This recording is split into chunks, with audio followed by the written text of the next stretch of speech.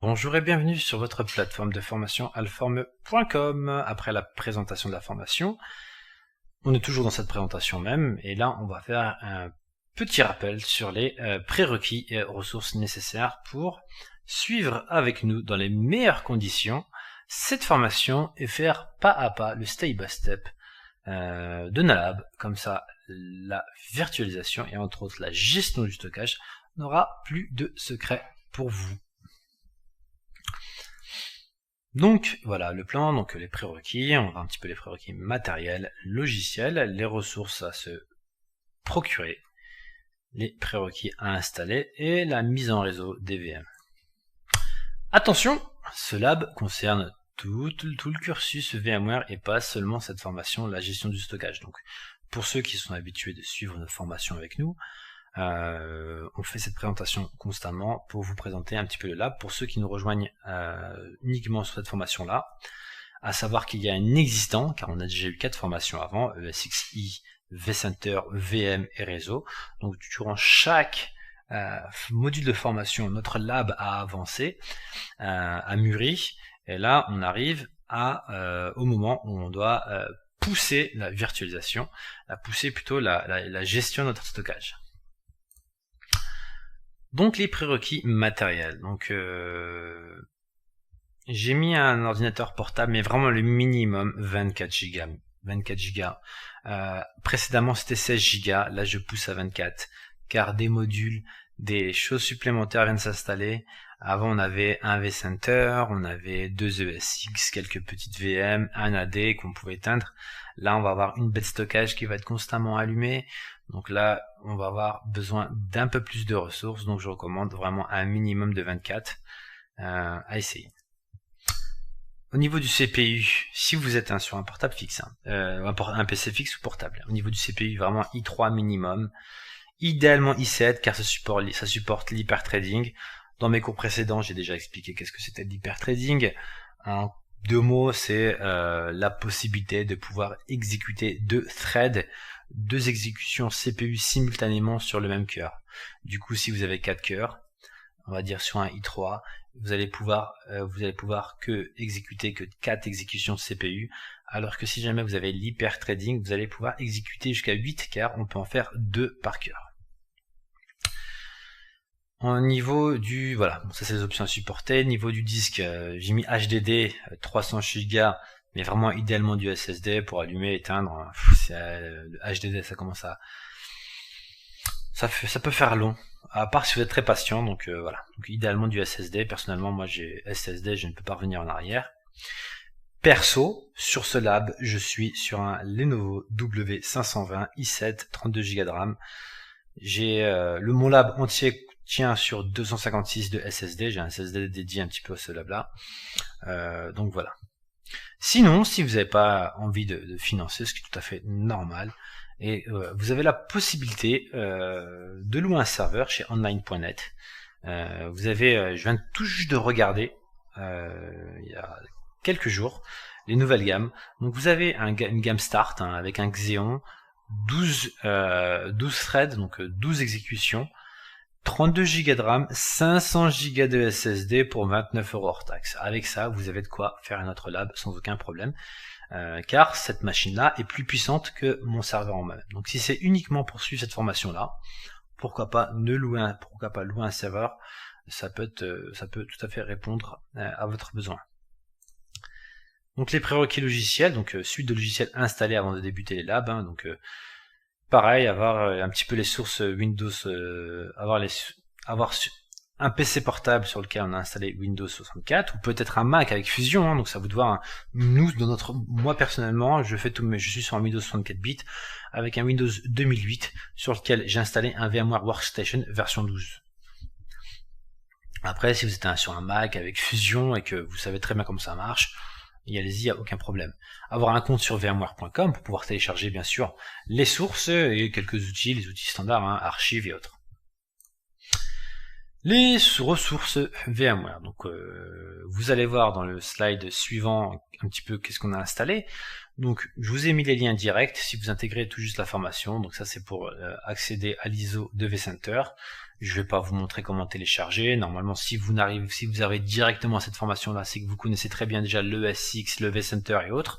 Donc je vais pas vous rapprendre les choses basiques. Donc vas-y, pareillement le lien pour le SX i6 et les liens pour le client vSphere et pour tout autre module. Vous allez voir, on va avoir besoin d'autres choses dans cette formation là. Donc je vous le dirai en arrivant sur le slide. En arrivant sur le slide qu'il vous faudra telle et telle chose pour pouvoir faire le lab avec nous. Donc rien ne vous coûte de lancer le téléchargement, de regarder la vidéo et par la suite, une fois que c'est téléchargé, de refaire le lab ensemble. J'ai pas voulu mettre tout ça maintenant parce que les personnes qui vont peut-être pas utiliser la solution que je préconise, peut-être qu'ils vont en opter pour une autre, surtout que là on commence à arriver avec des personnes qui sont déjà avancées dans la virtualisation si elles sont nouvelles. Peut-être qu'elles ont tout simplement envie de choisir des sources tierces parce que entre autres là on étudie vCenter, le SX, ça on n'a pas d'autre choix que télécharger ces points-là, mais sur un serveur de stockage, on peut utiliser de l'OpenFiler, on peut utiliser du FreeNAS, on peut utiliser du OpenNAS, ça à vous de voir. Moi je propose, et après si la personne souhaite me suivre, elle télécharge la source que je mets à disposition, sinon elle peut faire le lab avec une autre solution sans aucun problème. Donc voilà, en ressources tierces, pareil, je vous ai mis ISO Linux pour faire quelques textes. Donc moi, je vous ai proposé un Ubuntu, c'est un petit Ubuntu léger, c'est très simple à utiliser, et c'est léger, ça ne demande pas beaucoup de RAM. Si vous êtes ultra short pour faire des tests de ping, de migration et autres, vous avez la SDL, donc la Smell Damn Linux, qui est une VM toute petite qui tourne sur 128 ou 256 mégas de RAM, et qui marche très très bien. Moi, la majorité de mes labs, je les fais avec un Windows 2008 car j'en ai besoin, entre autres là on va voir la raison du pourquoi pour de l'Unmap, je vous dirai pas plus. Donc dès le début j'ai souhaité prendre mes clients sous des Windows 8, voilà. Pour les petites configs, si c'est généralement les gros tests qu'on va faire c'est du ping et autres, donc vous pouvez tourner sur du XP. Avoir un peu les prérequis installés, donc moi j'ai un Windows déjà Active Directory installé, donc je l'ai baissé personnellement à 1 vCPU et à 1 Go de RAM, que je vais augmenter à 2 Go de RAM pour faire du NFS 4.1, mais c'est uniquement un test, vous pourrez le rebaisser à 1 sans aucun problème.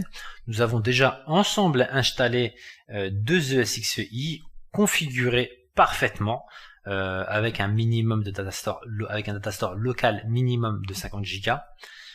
Avoir notre vCenter installé, Windows ou VCSA. Nous, dans notre lab, on est parti sur du VCSA car c'est plus simple.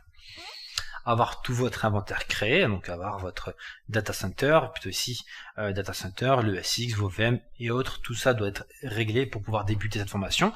Et avoir une mise en réseau de tout cela via un VDS qu'on a configuré de bout en bout dans la formation précédente sur la gestion du réseau. Donc voilà, c'est voilà un petit peu les réseaux DVS qu'on a configurés ensemble. Donc voilà, tout ça doit être déjà interconnecté, ça doit être déjà fait, c'est un prérequis pour commencer avec nous la formation et pour nous suivre dans les meilleures conditions. Donc là j'ai mis la mise en réseau des VM sur Workstation, donc je l'ai déjà fait, j'ai déjà fait un rappel. Donc voilà, Edit, Virtual Network, voilà, comment mettre en réseau.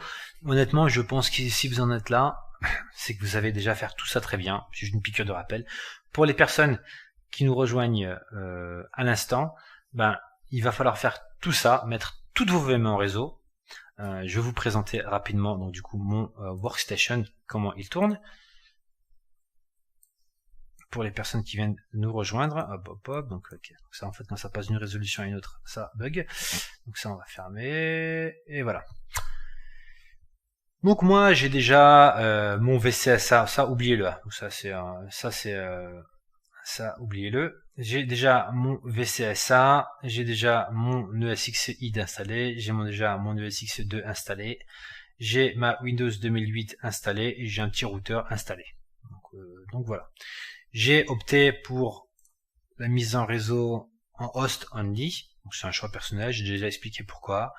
Donc j'ai deux réseaux de host only, ça me permet de pouvoir, depuis mon poste local, prendre en TS mes VM, et ça me permet de ne pas être dépendant du réseau externe. Avec un petit routeur, c'est parfait. Donc voilà. Donc tout ça en réseau, et tout ça doit pouvoir se pinguer. Donc voilà, donc ça c'est un petit piqueur de rappel, pareil, avoir deux réseaux différents. Donc ça c'était pour séparer les flux, si on veut séparer des flux de réseau, les flux de stockage en deux réseaux différents.